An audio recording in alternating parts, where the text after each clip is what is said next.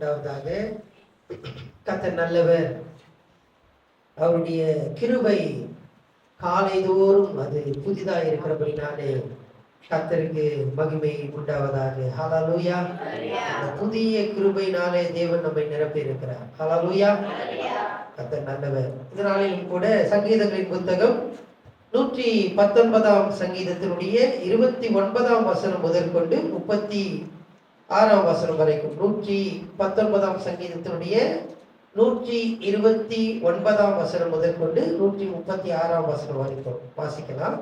உம்முடைய சாட்சிகள் அதிசயமானவைகள் ஆகையால் என் ஆத்துமா அவைகளை கைக்கொள்ளும்.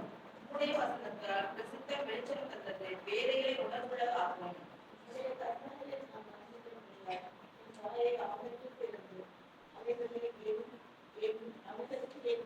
உம்முடைய நாமத்தை நேசிக்கிறவர்களுக்கு வழங்கும் நியாயத்தின்படியே என்னை நோக்கி பார்த்து எனக்கு இறங்கும். உடைய வார்த்தையிலே என் காலடிகளை நிலைப்படுத்தி ஒரு அநியாயமும் என்னை ஆளவட்டாதேயும். என்னை விலக்கி விடுவித்தருளும். அப்பொழுது நான் உடைய கடலைகளை காத்துக் கொள்ளுவேன். உமது அடியை முகத்தை பிரகாசிக்க பண்ணி உமது பிரமாணங்களை எனக்கு கூறி.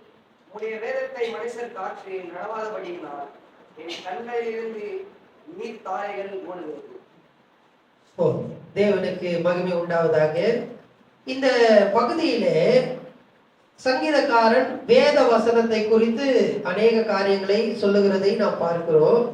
இந்த இப்படி சங்கீதக்காரன் சொல்லும் போது இந்த பகுதியிலே அவர் எப்படி ஆரம்பிக்கிறார் என்றால், வேத வசனமானது எப்படிப்பட்டவைகள் என்றால் அதிசயமானவைகள் அதிசயமானவைகள் என்று ஆரம்பித்து எப்படி அதை முடிக்கிறார் என்றால் வாசிக்கலாம்.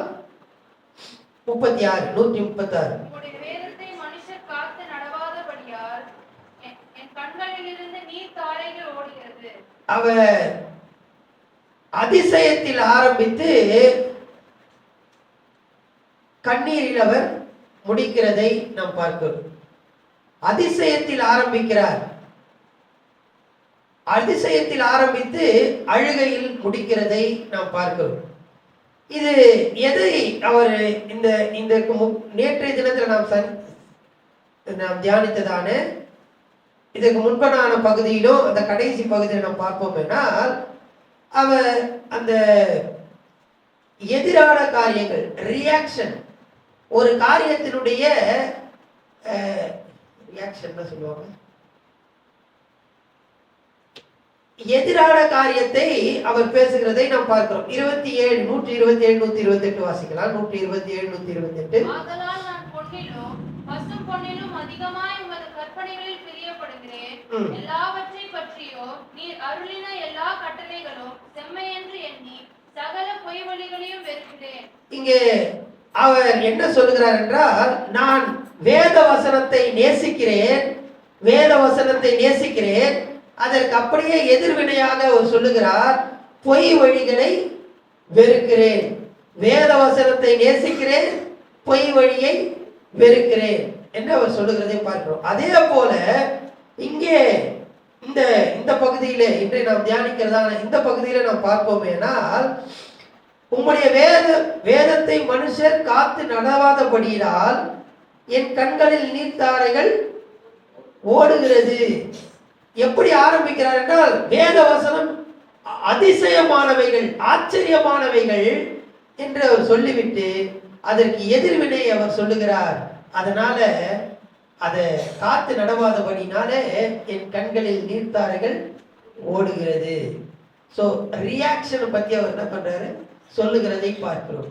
இப்படி அவர் சொல்லும் போது இந்த பகுதியிலே ஒரு சங்கிலி போல ஒரு காரியத்தை அவர் சொல்லுகிறதை பார்க்கிறோம். சங்கிலிகள் போல, இதை ஆவிக்குரிய சங்கிலி என்றும் நம்ம சொல்லலாம், ஸ்பிரிச்சுவல் செயின் என்று இதை நம்ம சொல்லலாம். வாசிக்கலாம். முதலாவதாக 129 வசனம். 129 வசனம். உம்முடைய சாட்சிகள் அதிசயமானவைகள் ஆகையால் என் ஆத்துமா அவைகளை கைக்கொள்ளும். அவர் இந்த சங்கீதக்காரன் உம்முடைய சாட்சி அதிசயமானவைகள், ஒண்டர்ஸ் என்று ஆரம்பித்து வீப்பிங்ல அவர் முடிக்கிறாரு. முடித்து விட்டு அவர் சொல்லுகிறார், முதல்ல அவர் ஆரம்பிக்கும் போது அந்த செயின் பில்ட் பண்றாரு.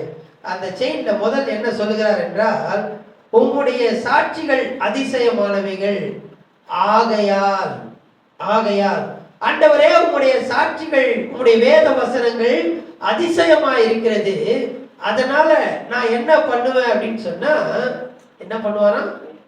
கை கொள்ளும், கீழ்ப்படியும். ஆண்டவருடைய வேத வசனங்கள் அதிசயமானவைகள். அந்த வேத வசனங்கள் அதிசயமா இருக்கிறபடினாலே நான் என்ன பண்ணுவேன் அப்படின்னா கீழ்ப்படிவேன். இன்றைக்கு அநேகர் வேத வசனத்துக்கு கீழ்ப்படுகிறார்கள். கீழ்ப்படுகிறோம் எல்லாருமே. எப்படி கீழ்ப்படுகிறோம் என்றால், சில பேர் பார்த்தீங்கன்னா அன்பினால கீழ்ப்படிவாங்க, அன்பினால. ஆனா சிலர் பயத்தினால கீழ்ப்படிவாங்க. இதை செய்யலைன்னா எனக்கு நஷ்டம் வந்துடும், இதை செய்யலைன்னா ஆண்டவர் என்ன தண்டிப்பார், இந்த பயத்தினால கீழ்ப்படுகிறோம். ஆனா சிலர் வேத வசனத்துக்கு கீழ்ப்படுகிறார்கள். எப்படி கீழ்ப்படுகிறார் என்றால் அன்பினால கீழ்ப்படுகிறார். வேறு சிலர் எதற்காக கீழ்ப்படுகிறார் என்றால் ஆசீர்வாதத்துக்காக கீழ்ப்படுகிறாங்க. இதை நான் கீழ்ப்படிஞ்சேன்னா ஆண்டவர் என்ன ஆசீர்வதிப்பார், நான் கீழ்ப்படியும் போது இந்த பலன் எனக்கு கிடைக்கும், ஆண்டவர் என்னை இந்த காரியத்தை எனக்கு வர்த்திக்க பண்ணுவார். இதுக்காக நம்ம என்ன பண்றோம்? கீழ்ப்படுகிறோம். ஆனா சங்கீதக்காரன் என்ன சொல்றாருன்னா, ஆகையால் நான் கை கொள்ளுகிறேன். எதனால நான் கை கொள்றேன்னா வேத வசனம் அதிசயமா இருக்கிறது. ஹல்லேலூயா. நம்ம எதற்காகவும் கீழ்ப்படியலாம். ஆனா இங்க சங்கீதக்காரன் சொல்லுகிறான், ஆண்டவரே உம்முடைய வேத வசனம்லாம் அது அதிசயமாக ஆச்சரியமா இருக்கிறது ஆண்டவரே. அந்த ஆச்சரியத்தை பார்த்து அதற்கு நான் என்ன பண்றேன்? கீழ்ப்படுகிறேன். தேவஜனமே, வேத வசனத்துக்கு நாம் கீழ்ப்படிய வேண்டும். காரணம் என்னவென்றால் அது ஆச்சரியமானவைகள். ஹல்லேலூயா. நம்ம எல்லாரும் வேத வசனத்துக்கு கீழ்ப்படுகிறோம். எதற்காக கீழ்ப்படுகிறோம்? எதினால? அன்பினால கீழ்ப்படுகிறீங்களா? பயத்தினால கீழ்ப்படுகிறீங்களா? ஆசீர்வாதத்தினால கீழ்ப்படுகிறீங்களா? உங்களையே நீங்க யோசித்து பாருங்க. என்னை நான் யோசித்து பார்க்கிறேன். நான் வேத வசனத்துக்கு எதற்காக கீழ்ப்படுகிறேன்? இந்த வேத வசனம் எல்லாம் ஆச்சரியமா இருக்கிறது. அந்த ஆச்சரியத்துக்காக நாம் கீழ்ப்படிய வேண்டியது அவசியம். இப்ப கீழ்ப்படுகிறோம். இந்த கீழ்ப்படிதல் அடுத்த செயின். அதாவது செயின் என்று சொன்னா எல்லாருமே தனித்தனி வளையங்கள், தனித்தனி வளையங்கள் இணைவதுதான் ஒரு சங்கிலியா மாறுகிறது. ஸோ இந்த ஒரு சங்கிலி இருக்கு. அந்த சங்கிலியில ஒரு 10 வளையம் இருக்குன்னு வச்சுங்க. ஒன்று மட்டும் வீக்கா இருக்குன்னு வச்சுங்க. ஒன்னே ஒன்று மட்டும் வீக்கா இருக்கு அப்படின்னா அந்த சங்கிலி பலமா இருக்குமா? இருக்க. அந்த சங்கிலியை போட்டு நம்ம எதாவது போனோம்னா அறுந்து போயிடும். ஏன் அப்படின்னா ஒரே ஒரு வளையம் வீக்கு.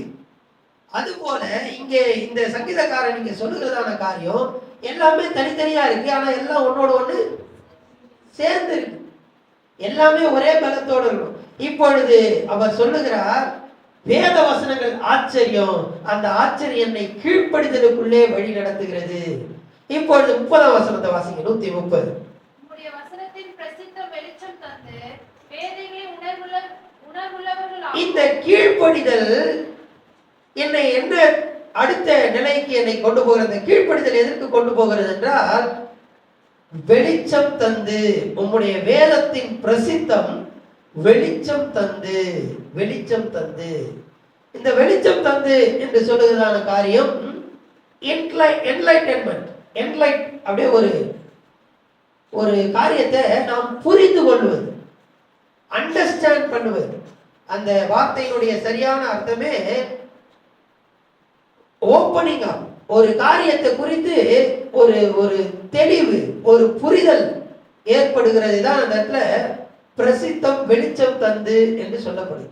நாம் வேத வசனத்தை, அதை ஆச்சரியமான வேத வசனங்கள், அதற்கு நாம் கீழ்ப்படுகிறோம். அதை கீழ்ப்படியும் போது அந்த வேத வசனத்திலிருந்து ஒரு பெரிய வெளிச்சம் நமக்கு கிடைக்கும். ஹல்லேலூயா. அதை நம்ம புரிந்து கொள்ளுகிறோம். நேற்றைய தினத்துல புரிந்து கொள்வதை குறித்து நம்ம பார்த்தோம். இந்த வேத வசனத்தை நாம் புரிந்து கொள்ளும்படியாக ஒரு புதிய ஒரு விளக்கம், அதை நாம் அறிந்து கொள்ள ஆண்டவர் நமக்கு கிருபை தருகிறார். ஹல்லேலூயா. இவ்வளவு நாள் படித்ததான காரியம், இவ்வளவு நாள் அந்த வசனம் நமக்கு நல்லா தெரியும். ஆனா அந்த வசனத்துக்கு நம்ம கீழ்ப்படிய ஆரம்பிக்கும் போது அந்த வேத வசனத்தினுடைய ஒரு உண்மையான ஒரு தெளிவு, அந்த வேத வசனம் என்ன சொல்லுது, அந்த வேத வசனம் நம்ம கூட பேசி நம்மளை நடத்துகிறதை நம்மால உணர முடியும். கண்கள் திறக்கப்படுகிறதை நம்ம அந்த இடத்துல பார்க்கிறோம். எம்மாவுக்கு போகிறதான அந்த சீஷர்களை குறித்து நம்ம எல்லாருக்கும் தெரியும். அங்க ஆண்டவர் என்ன சொல்கிறாருன்னா, அவருடைய கண்களை திறக்கிறார், அவருடைய இருதயங்களை கொழுந்து விட்டு எரிய பண்ணுகிறார். அதுதான் என்லைட்டன்மெண்ட், என்லைட். நம்முடைய கண்கள் திறக்கப்படுகிறது. வேத வசனம் ஆச்சரியமாயிருக்கிறது. அதற்கு கீழ்ப்படியும் போது அந்த கீழ்ப்படிதல் நம்முடைய கண்களை என்ன பண்ணுது, திறக்கிறதா இருக்கிறது. ஹல்லேலூயா, ஹல்லேலூயா. தேவனுக்கு மகிமை உண்டாகுதாக. இப்போ கண்கள் திறக்கப்படும் போது, இந்த கண்கள் திறந்து இந்த வேத வசனத்தை நாம் புரிந்து கொள்ளும் போது, அந்த எம்மாவுக்கு போகிறதான அந்த சம்பவத்தை நாம் பார்க்கிறோம். ஆண்டவர் அங்க அன்றைக்கு இருந்ததான வேத வசனத்தை அவர்களுக்கு போதிக்கிறார். அங்க நீங்க லூக்கா 24 நீங்க வாசித்து பார்த்தீங்க அப்படின்னு சொன்னா, சங்கீதத்திலிருந்து அவர் விளக்குகிறார். அதுக்கு பிற்பாடு நியாயப்பிரமாணத்திலிருந்து விளக்குகிறார். தீர்க்க தரிசன புத்தகத்திலிருந்து விளக்குகிறார். அன்றைக்கு இருந்ததான வேத புத்தகம் 3 பிரிவுகளாக இருந்தது.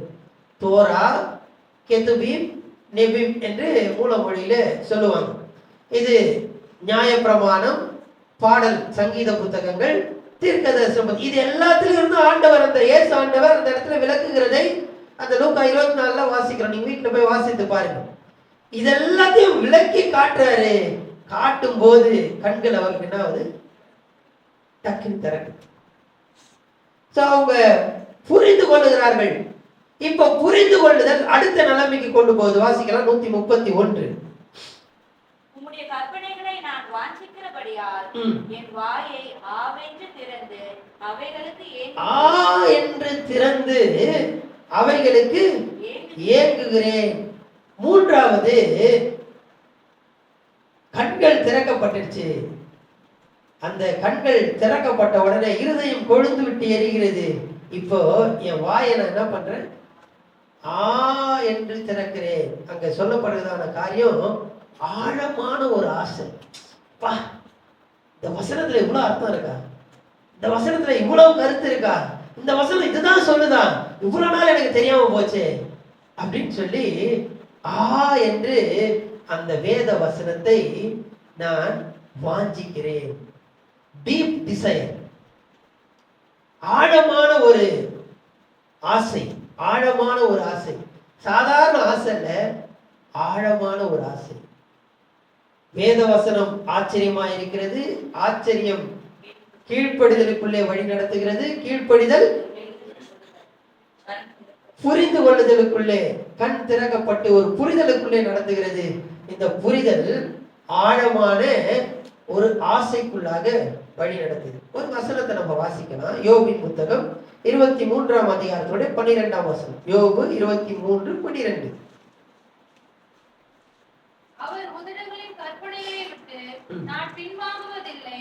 அவருடைய உதடுகளின் கற்பனையை விட்டு நான் பின்வாங்குவதில்லை.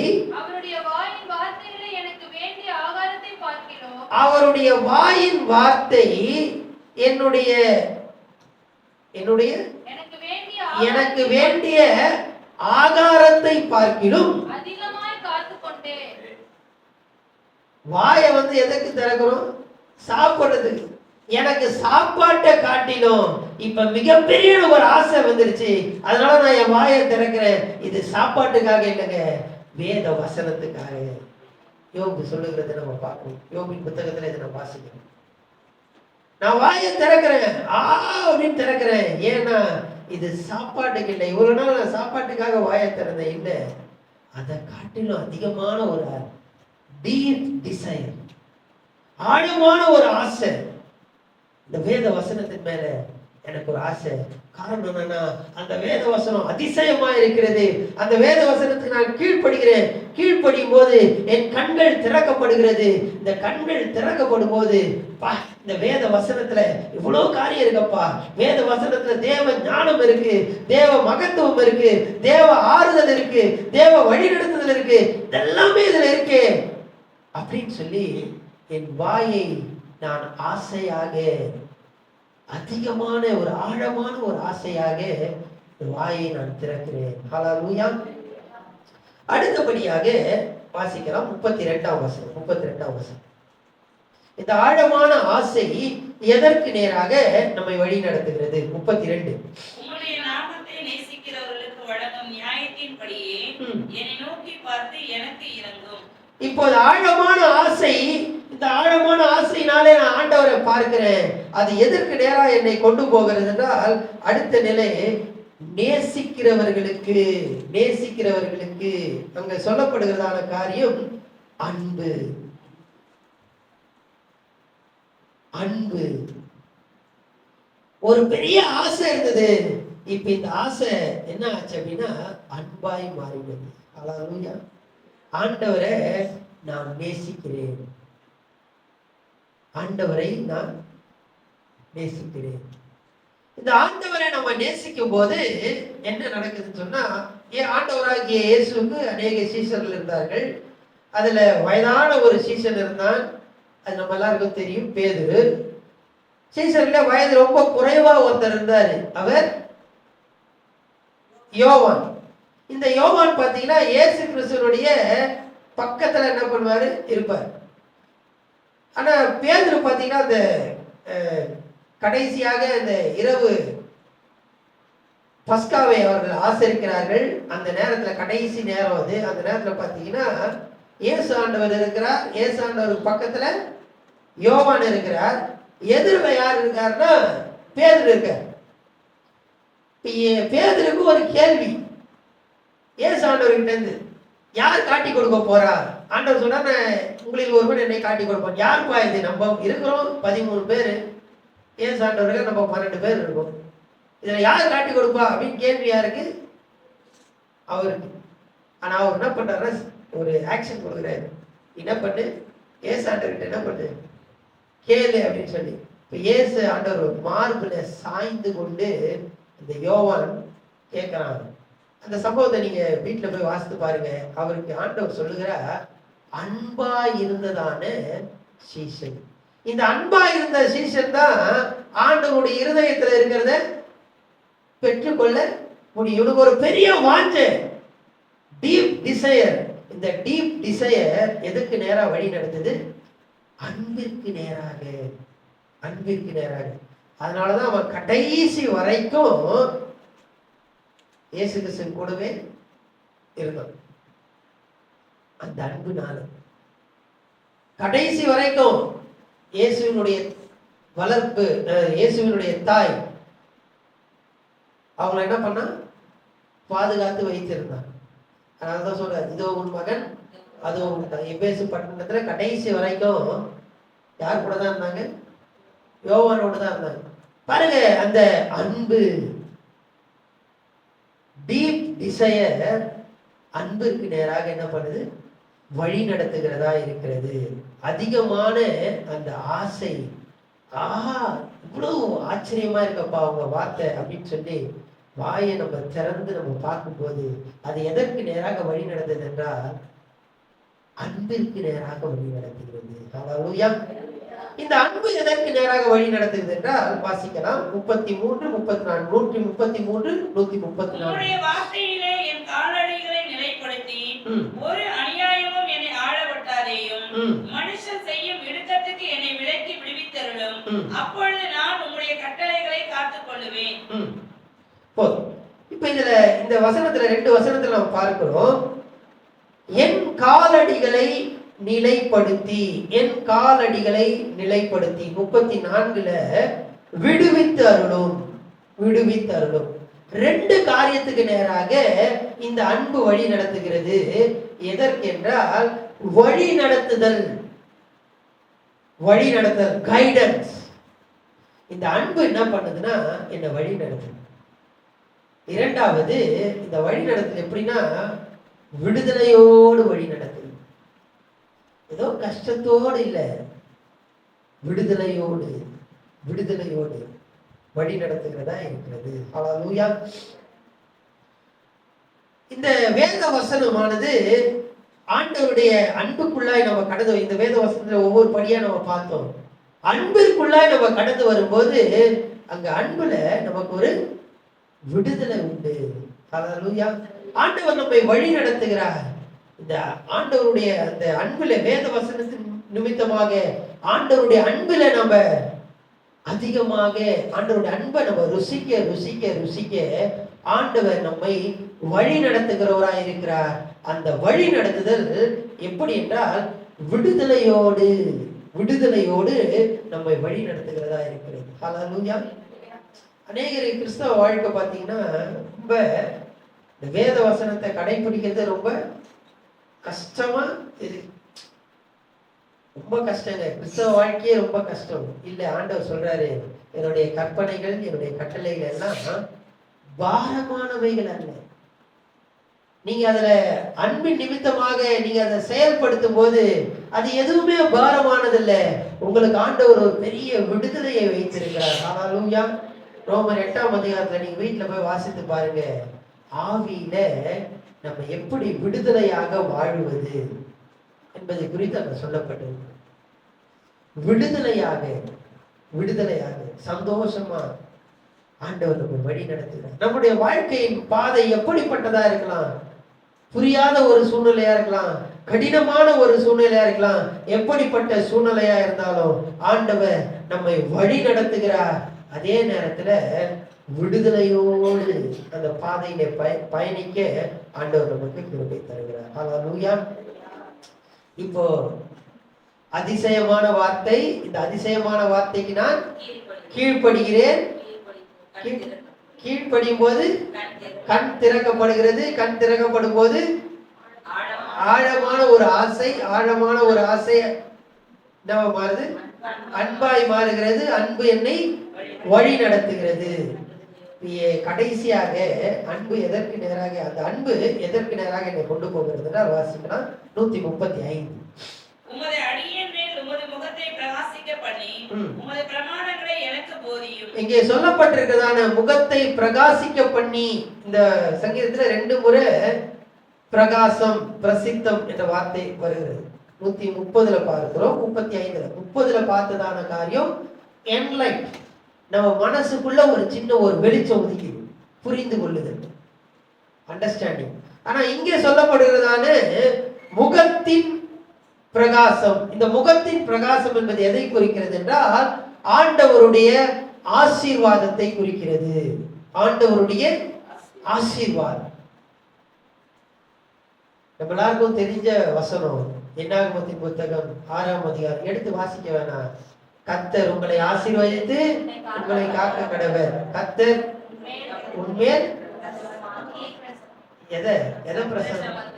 தமது முகத்தை உங்கள் மேல் பிரகாசிக்க பண்ணி உங்களுக்கு கிருபையா இருக்க கடவர். கர்த்தர் தமது முகத்தை உங்கள் மேல் பிரசன்னமாக்கி உங்களுக்கு சமாதானத்தை கட்டளையிட கடவர். இது முகத்தினால் வருகிறதான ஆசீர்வாதம். ஆண்டவருடைய முகத்தை நம்மேல் பிரகாசிக்க பண்ணும்போது நமக்கு என்ன கிடைக்கிறது என்றால் ஆசீர்வாதம். ஹல்லேலூயா. இந்த வழி நடத்துதல் எதற்கு நேராக நம்மை கொண்டு போகிறது என்றால், இந்த வழி நடத்துதல் ஆசீர்வாதத்துக்கு நேராக கொண்டு போகுது. ஹல்லேலூயா. வேதவசனம் ஆச்சரியமானது. கீழ்ப்படுகிறேன். கீழ்ப்படிதல் புரிந்து கொள்ளுதலுக்கு நேராக என்னை வழி நடத்துகிறது. புரிந்து கொள்ளுதல் ஆழமான ஒரு ஆசைக்கு நேராக வழி நடத்துகிறது. இந்த ஆழமான ஆசை என்னை அன்புக்கு நேராக வழி நடத்துகிறது. இந்த அன்பினாலே நான் விடுதலையோடு என்னை ஆண்டவர் நடத்துகிறார். எங்கப்பா நடத்துறான்னு சொன்னா, இப்படி நடந்து போயிட்டே இருக்கேன், அது எங்க கொண்டு போகுதுன்னு சொன்னா ஆசீர்வாதத்துக்கு என்னை கொண்டு போகுது. ஹல்லேலூயா. ஹல்லேலூயா. ஆண்டவருடைய முகத்தின் ஆசீர்வாதத்தினாலே நம்ம இந்த காலை வேளையில ஆசீர்வதிக்க வல்லவராயிருக்கிறார். வேத வசனத்தை நாம் ஆச்சரியமாக அது ஆச்சரியமாய் அதிசயமாய் இருக்கிறது. அதை நாம் வாஞ்சிப்போம். ஆண்டவர் நம்மை ஆசீர்வதிக்க வல்லவராய். கண்களை மூடி கர்த்தரை நோக்கி நம்ம பார்க்கலாம். ஹல்லேலூயா.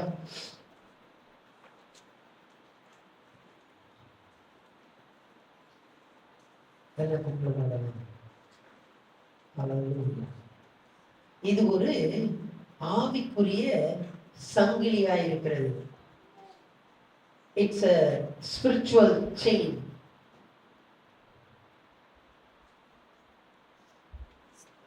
ஆச்சரியத்திலிருந்து ஆசீர்வாதம் வரைக்கும், ஆச்சரியத்திலிருந்து ஆசீர்வாதம் வரைக்கும். ஆண்டவரே, இந்த சங்கிலியில நான் ஒன்றையும் விட்டு விடாதபடிக்கு, இந்த ஒரு சங்கிலியும் ஆண்டவரே பலவீனப்படாதபடிக்கு, இந்த சங்கிலியில இருக்கிறதான எல்லா வளையங்களும் ஆண்டவரே பலனுள்ளதாய் மாற எனக்கு உதவி செய்யப்பா. ஸ்தோத்திரமப்பா, ஸ்தோத்திரமப்பா, ஸ்தோத்திரமப்பா. எல்லாம் ஆண்டவரத்துல நம்ம பேசலாமா? ஹல்லேலூயா, ஹல்லேலூயா. ஆண்டவரே, உமக்கு நான் கீழ்ப்படிகிறேன்ப்பா. அந்த ஆச்சரியத்தினால நான் கீழ்ப்படியே திருப்பத்தாங்கப்பா. ஆண்டவரே, நான் அந்த கீழ்ப்படிதல் ஆண்டவரே என்னை புரிந்து கொள்ளுதலுக்கு நேராக வழி நடத்துகிறதப்பா. ஸ்தோத்திரமப்பா, ஸ்தோத்திரமப்பா, ஸ்தோத்திரமப்பா. அந்த புரிந்து கொள்ளுதல் ஆண்டவரே என்னை இந்த ஆழமான ஒரு ஆண்டவர் வாஞ்சைக்கு நேராக, ஆசைக்கு நேராக வழி நடத்துகிறது, அன்புக்கு நேராக வழி நடத்துகிறது. என்னை விடுதலையோடு தேவ காரியங்களை அறிந்து கொள்ள, அந்த விடுதலையை நான் அனுபவிக்க அது என்னை வழி நடத்துகிறது. ஆண்டவரே, ஆசீர்வாதத்துக்கு நேராக வழி நடத்துகிறதப்பா. ஸ்தோத்திரமப்பா, ஸ்தோத்திரமப்பா, ஸ்தோத்திரமப்பா. பரலோக பிதாவே, உம்மை துதிக்கிறோம்.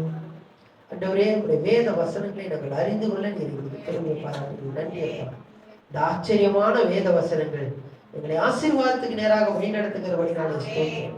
இடையிலே காணப்படுறதான எதையும் நாங்கள் விட்டு விடாதபடிக்கு அந்த ஆசீர்வாதத்தை நாங்கள் சுகந்தரித்துக் கொள்ள கர்த்தர் நீர் எங்களுக்கு உதவி செய்தருளும் கேட்கிறோம். ஹல்லேலூயா. ஸ்தோத்திரம் அப்பா, ஸ்தோத்திரம் ஆண்டவரே, உம்மை துதிக்கிறோம். விசேஷமா இந்த நாளுக்காக நாங்கள் ஜெபிக்கிறோம்.